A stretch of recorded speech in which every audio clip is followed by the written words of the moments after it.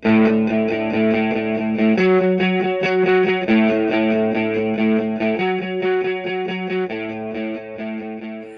this is Elgn from the Cracktastic Classic Podcast, back with part 2 of our epic unboxing of starting lineup figures. Can you believe it's been a week? Yeah, a week or 2 weeks or however long I decided to post this. 4 weeks. I've waited that long. Yeah. Oh, I'm glad you're back and watching it with us. I'm gonna go get a drink. Okay. I'll be back. Alright. So Ethan's gone forever. For a little bit. Alright. We're starting off with some more 91 collector coin special edition ones. So the rest of this, part 2, these are all from Peddler's Post in Bolivar, Missouri. Go check them out. They have a webpage and Facebook, Instagram, Twitter, all that good stuff. They do eBay shopping and all that stuff. But I got all these when we went down there on our trip. Check out that video on our YouTube page as well of our store tour and interview and all that good stuff. All right. Yeah, we interviewed the dude, Rob Ross. All right. Starting off with 1991's Ben McDonald. Did he have a farm? We don't know. It's old McDonald, not Ben McDonald. Ben McDonald had a farm. All right, he's a pitcher, so Ben McDonald struck out, guys. Yeah. Anyway, it does come with a coin. These are pretty cool. Even if they are with a guy that I've never heard of. Ben won the 1989 Golden Spikes Award for the nation's best amateur. Hey, didn't that other guy win a 1989 Golden Spikes Award? I feel like he did. Who? It's one of the other coins said the same thing. So, pitcher. This was only his third year pitching, and up until So what did it say? It says won the 89 Golden Spikes Award. So what was the name? Ben McDonald. Yeah. Dave won the Golden Spikes Award in 1983 as the nation's top amateur baseball player. Yeah, so this was in 89 though. Anyway, he won it. Plays for the Baltimore Orioles, not the Oreos. The Orioles. And he's a pitcher. Remember last week I said Oreos instead of Orioles? Yeah, the last video. His ERA for last year was good at 2.43. Not in 89 though. It was terrible. 89. Anyway, I never heard of him, but there he is. Ben Old McDonald.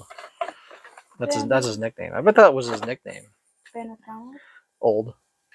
Because it was Old McDonald. Because old, whatever. You get it. All right, we're looking at 1991's Barry Larkin. Barry Larkin won the World Series with the Cincinnati Reds in 1990. Not oranges? No? Not orange? Cincinnati orange? Orange? Yeah. Not reds, orange? Yeah, Cincinnati Reds. They're actually called the Cincinnati Red Stockings.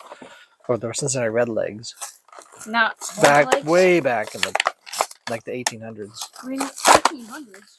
Yeah, Cincinnati's been around for a long time as a team. He won the MVP. He's in the Hall of Fame. It's Barry Larkin. He's dead. I think he's still alive. He's still alive. Pretty sure he's still alive. Pretty sure. Barry was named the American Associate AAA Most Valuable Player in 1986. Sweet. Good job, Barry. Way to play baseball. Way to bury yourself out there. 86? Yeah. 86? The American Associate AAA Most Valuable Player. Oh, so that must have been like during his rookie time. It's like he's like uppercutting. He's like, hi yeah. Yeah, 86 was signed by them. It's like a replication of their signature. He did hit for average. 300 average. Anyway, he won an MVP. He's in the Hall of Fame. He did pretty well as a baseball player. Why is he just running? Maybe he's like scoring the winning run in a World Series game. That's why he has his fist up. Yeah. All right. We got some more 91s. Also Cincinnati Reds. Chris Sabo, he won the Rookie of the Year in 89, maybe 87. One of those years. But he was a Rookie of the Year. He also wore glasses when he played. Yeah, Reggie Jackson had those. Yeah. But yeah, they're called Rex specs. Can I see the card for a minute? I just want to test something. Sure. Anyway, that's Chris Sabo. He also corked his bat and got caught for that at one point in time. It's when you cut into the baseball bat and put cork into it so that you hit a ball further. That's illegal to do. How was he caught? Like how? The bat broke and pieces of cork flew out. Yep. So they confiscated it and suspended him for some games, I believe. It also happened to Sammy Sosa and some other player. Actually, I just found out that Al Kaline, the Hall of Famer for the Detroit Tigers, said that he corked his bat during the year that he won the MVP, but nobody caught him. Of course, he said this when he was like 90 years old. He was just like, see you later, suckers. So nobody could really do anything about it. Anyway, that's Chris Sabo. They like couldn't go back and find him. Like, hey, no, you can't do that. No. Just like, All right, so now we got John Franco, who was a pitcher. He pitched for a very long time. He was a relief pitcher. He was known because he's a left-handed pitcher. He was known as a loogie, which stands for a lefty, one out only guy. That means that the manager would call him in and say, "You're going to pitch to one guy and get him out, and then we're going to pick a different pitcher." So that's what he did, and he did that for a long time. He played for like 27 years or something like that, or maybe 24 years. It was a long time. Anyway, you can't do that now in baseball because they've changed the rules, and now I believe a pitcher has to face a minimum of at least 2 batters. Hold on, the cardboard's in a situation where I won't get unstuck. Where? Oh, wait. Getting it? Don't rip the card. But look at this. Why is his arm weird like that? Maybe it's supposed to be like that. Because he's a legger. Loogie. Loogie. That's what I said. A legger. I had Legos in my head. Yeah. All right. So there he is. Why do they have to tape these? I don't know. Anyway, at this time, he had already pitched since '84. I believe he would pitch into like another 10 years after that. So he... Look at that mustache. He led the National League in saves with 39. Yep. He was a relief pitcher. Like I said, they at the time, near the end of his career, they would just bring him in to pitch for one guy. In 88. 39 saves in 88. That's pretty good. All right, the last of our collector coins is George Bell. Bell? Yep. It was part of the extended series. There's the back. Backs all look the same for the most part. No wonder.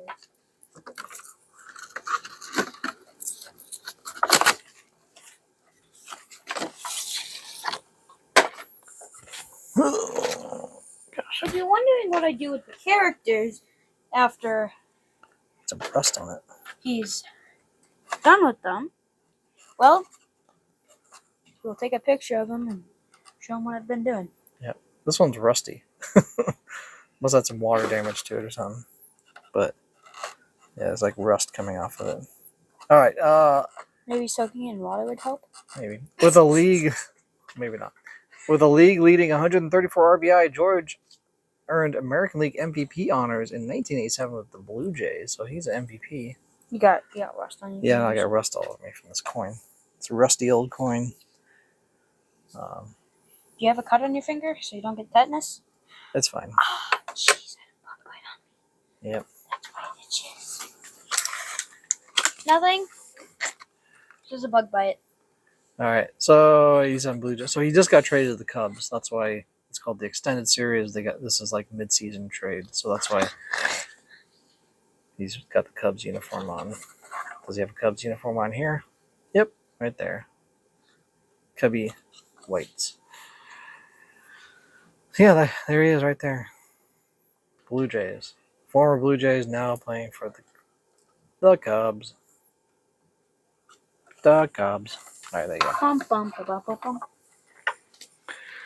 What do we? 95 95s? All right, we're going on to the 95s. Well, Everyone, that's your favorite season because oh, that's your favorite year that's what we're doing. because we got a lot of them. Let's see, hold on. 8 of them. Well, I think we had some in part 1 as well. Maybe. Yeah. Anyway. Well, we got Scott Cooper, played for the Boston Red Sox. I don't remember Scott Cooper at all, but... How many bug bites do I have on me? I thought I had bug bites. Anyway.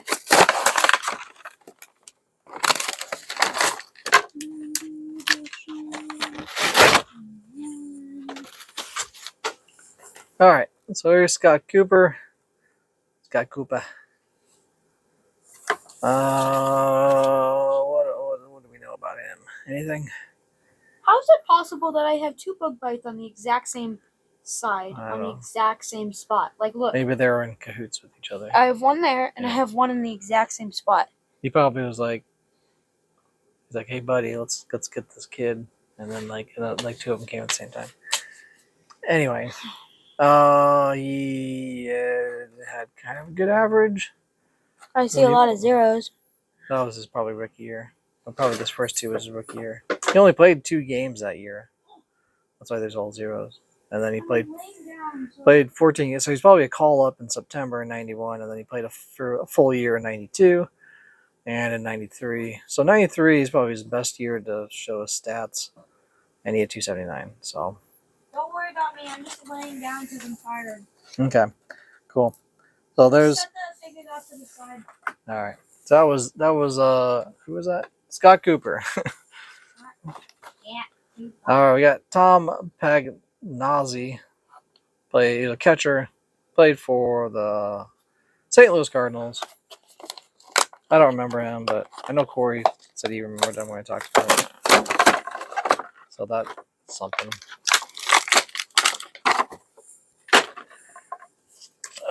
There he is right there. Catching, played since '87. Oh yeah, happy early Father's Day. For all your fathers out there. Except this video will be after Father's Day. All right, continuing on with 1995, we got Kirby Puckett, Hall of Famer, won 2 World Series with the Minnesota Twins in '87 and '91.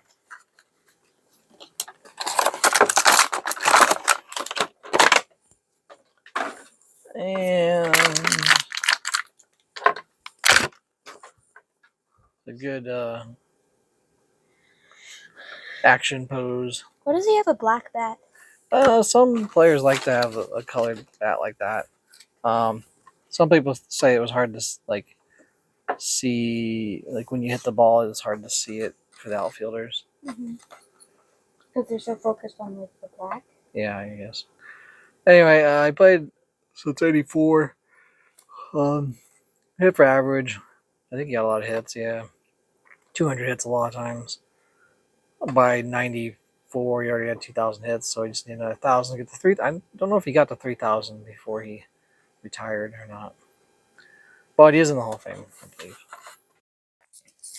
All right. Well, this is the point in the video where I didn't realize that my microphone turned off because it's just a battery-operated microphone. So I'm continuing with the voiceover here in the edit to hopefully fix that. So let's see. This is 1995. Jeff King played for the Pittsburgh Pirates. I think I was getting confused with Jeff Kent when I was talking about this at this point, but Jeff Kent also played for the Pirates, so that's probably why I was confused. But yeah, I did mention that he has a beard on the figure, but not on the card. He just has a mustache. And just looking at his stats there, he played third base, for the Pirates. And there wasn't really much else. I don't think and then Ethan took the card. But yeah, home jersey for the Pittsburgh Pirates. So I got another 95. This is Al Martin, also played for the Pittsburgh Pirates. I also don't really. I remember Jeff King, but I don't remember Al Martin that much. But that's just how it was, I guess. Can't remember all the players, I guess. And good pose there. This is like an alternate home jersey with the black and white, like that. Not the away grays that most teams have. Yeah, good pose there for him. This looks like he didn't play that long. Really only starting in 92 when he had like 143 games, and then like halfway through 94 through the All-Star break. And so, not really much else to tell about Al Martin. Let's see what I got next. Got another 95. Oh, we got John Kruk. He played for the Philadelphia Phillies. He lost, I think I mentioned that he lost the World Series in 93 to the Toronto Blue Jays. He's a first baseman. He also had testicular cancer at one point in time. Now he's like an analyst for MLB and does a lot of like the MLB Tonight type stuff. It looks like the home jerseys for the Phillies. That Phillies team in the mid 90s, they were kind of crazy with Darren Dalton and the other guy that's like in trouble with the law quite a bit. Anyway, like I said, he played first base. Also played for the Padres. He got traded to the Phillies. But yeah, he was. Oh yeah, I think I mentioned about the All-Star game where Randy Johnson threw at his head and then he like struck him out on 3 straight pitches after that. But yeah, that was John Kruk. And speaking of the Blue Jays, we got John Olerud, also a first baseman, and won 2 World Series with the Blue Jays, 92, 93 back to back. And what else? Oh yeah, he was left-handed, so he had his glove on his right hand, which made it easier at first base because you can. I think I talk about it later, but oh yeah, also that he hit for average pretty well. Kind of an underrated player, really. He got close to 400 one year. Didn't make it, but he got up there. He also wore a batting helmet on the playing field. That was because he had some like brain surgery or something. It was when he was younger. He had something with where he caused him to like a concussion or something like that. But it was something like bad, really bad. And so he always wears or he did.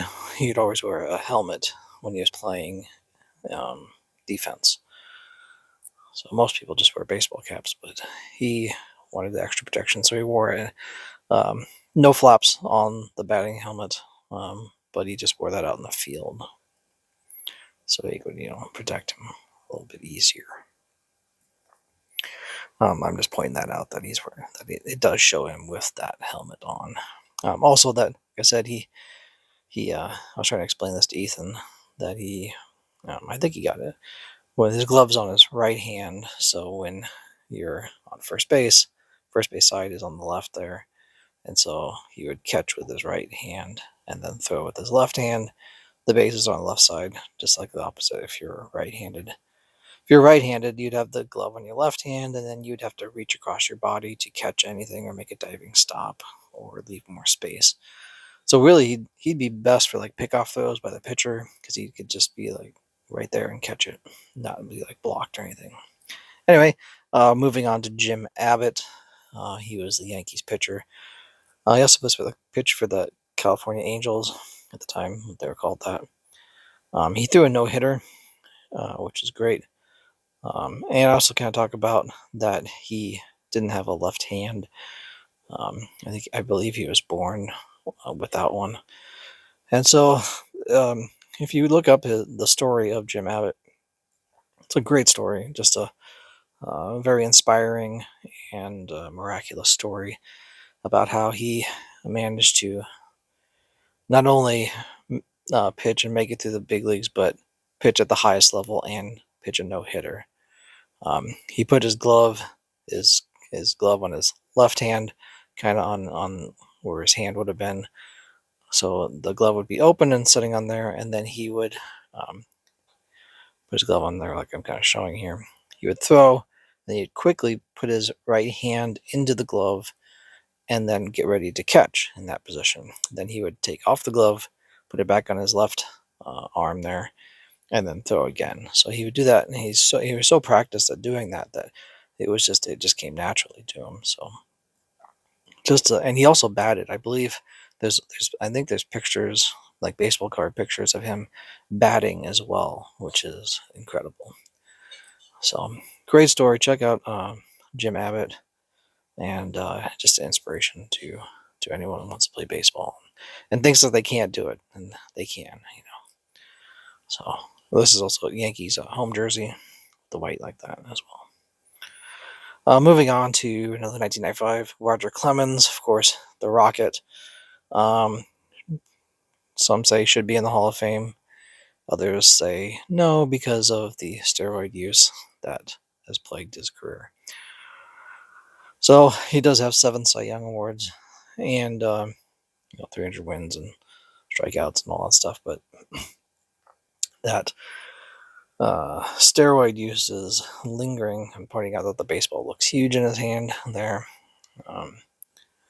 And he does have the road grays that he's wearing.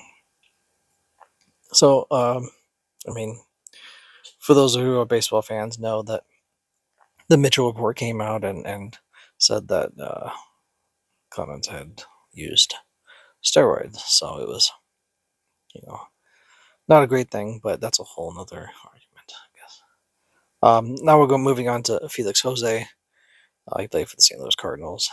This one is a special edition one that comes with the Superstar poster. So it comes with a poster and a card. I think I'm still talking about steroid use to Ethan. Mainly saying that, it's a performance enhancing drug. That's why MLB has outlawed it. And they have several different levels of suspensions, 90, 160, and full ban.